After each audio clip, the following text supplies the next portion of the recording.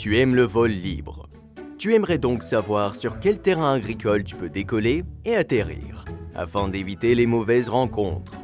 En effet, le terrain sur lequel tu décolles appartient à quelqu'un. Alors, sur quel terrain agricole as-tu le droit de décoller et d'atterrir? Les pâturages peuvent être utilisés. Les pâturages sont des surfaces où paissent les vaches. Tu les reconnais facilement. Ils sont généralement clôturés et bordent des bâtiments agricoles. Tu peux donc décoller et atterrir sur les pâturages à condition de faire attention au bétail. Tu peux accéder à des terres agricoles même si le sol est gelé et décoller et atterrir à tout moment. Il est aussi possible de fouler sans restriction des terres qui ne peuvent pas être utilisées à des fins agricoles, comme les falaises et les éboulis, mais aussi les forêts. Il est interdit de décoller sur les prairies et les champs. Les prairies sont des surfaces sur lesquelles pousse de l'herbe destinée à la fauche.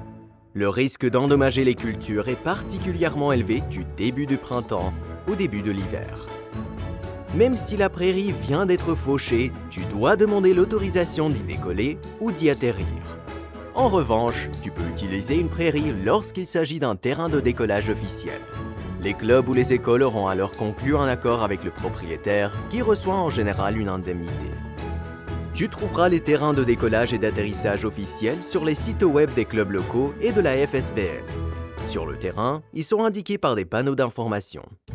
Attention!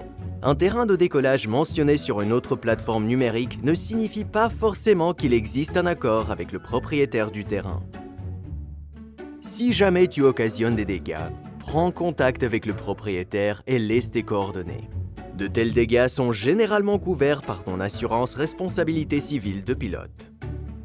Pour résumer, si le droit d'accès prévaut sur les pâturages, pour entrer sur une prairie, tu dois avoir l'autorisation du propriétaire. En suivant ces recommandations, tu éviteras les conflits et contribueras à préserver tes sites de vol.